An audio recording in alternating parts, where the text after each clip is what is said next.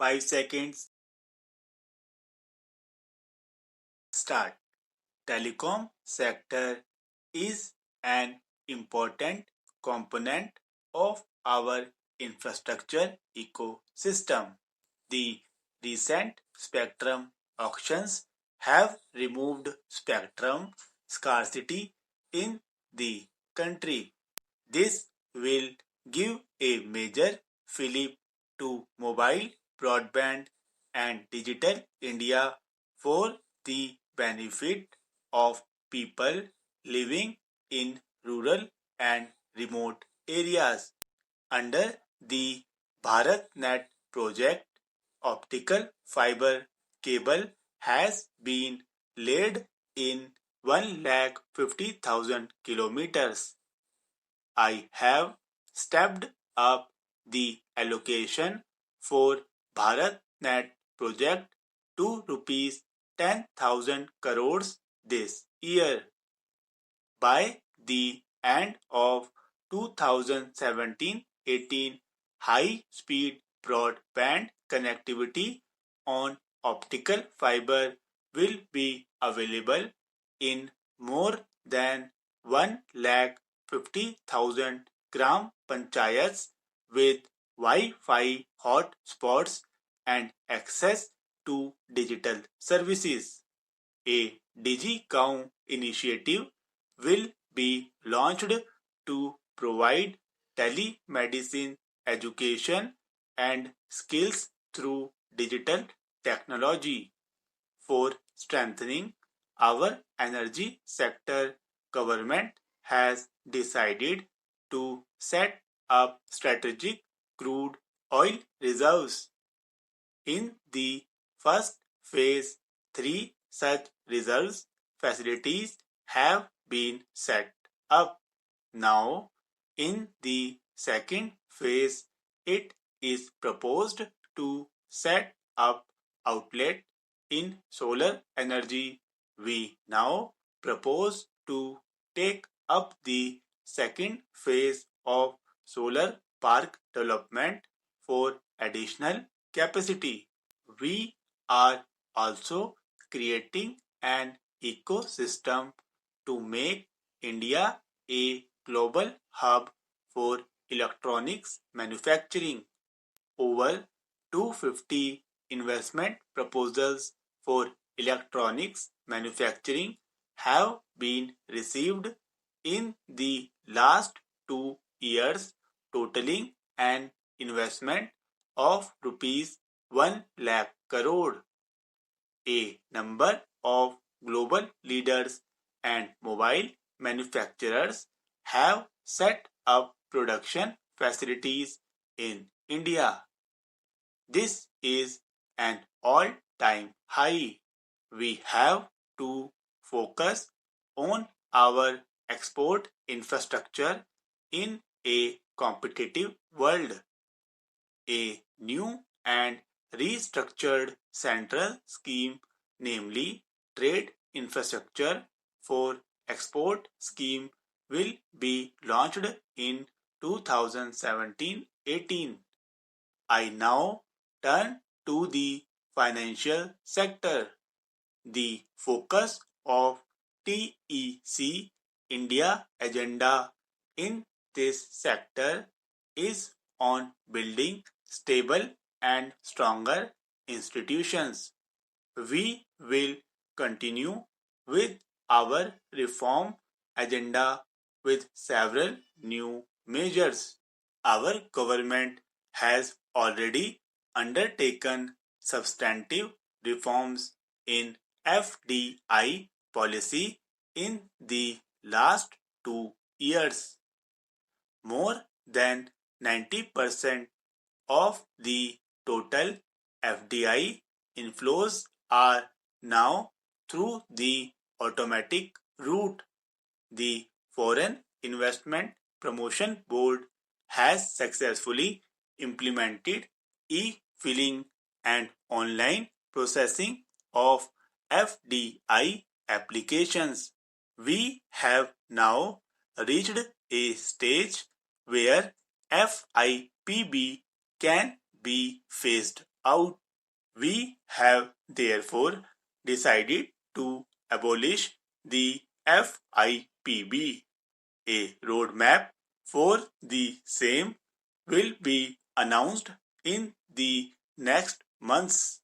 The commodities market require further reforms for the benefits of farmer. An expert committee will be constituted to study and promote creation of an expert committee will be constituted to study and promote creation of an operational and legal framework to integrate spot market and derivatives market for commodities trading. ENAM would be an integral part of such framework. The draft bill to curtail the menace of illicit deposit schemes have been placed in the public domain and will be introduced shortly after its finalization.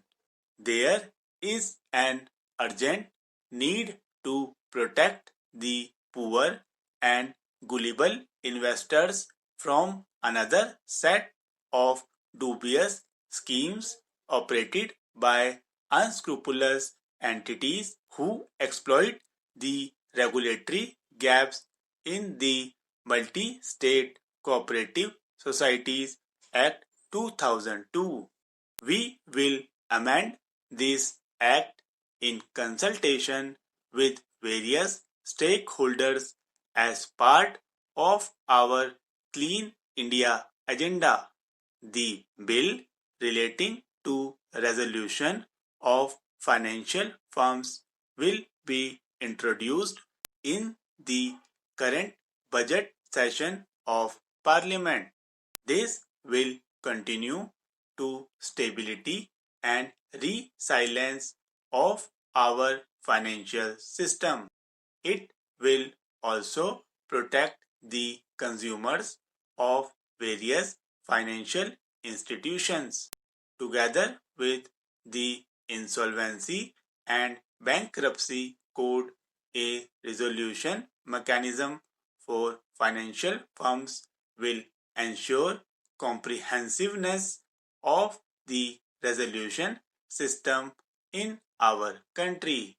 I had stated in my last budget speech that a bill will be introduced to streamline institutional arrangements for resolution of disputes in infrastructure relating constructions, contracts, PPP, and public utility contracts. After extensive stakeholders consultations, we have decided that the required mechanism would be instituted as part of the Arbitration and Conciliation Act 1996. An amendment bill will be introduced in this regard. Cyber security is critical for safeguarding the integrity and stability of our financial sector. A computer emergency response team for our financial sector will be established. This entity will work in close coordination with all financial sector regulators and other stakeholders. Listing for public sector enterprises will foster greater public accountability and unlock the true value of these companies. The government will put in place a revised mechanism and procedure to ensure time-bound listing of identified CPSES on stock exchanges. The disinvestment policy announced by me in the last budget will continue. The shares of Railway PSES will be listed in stock exchanges. We see opportunities to strengthen our CPSES through consolidation, mergers, and acquisitions. By these methods, the CPSES can be integrated across the value chain of an industry. It will give them capacity to bear higher risks, avail economies of scale, take higher investment decisions, and create more value for the stakeholders. Possibilities of such restructuring are visible in the oil and gas sector. We propose to integrate public sector oil major companies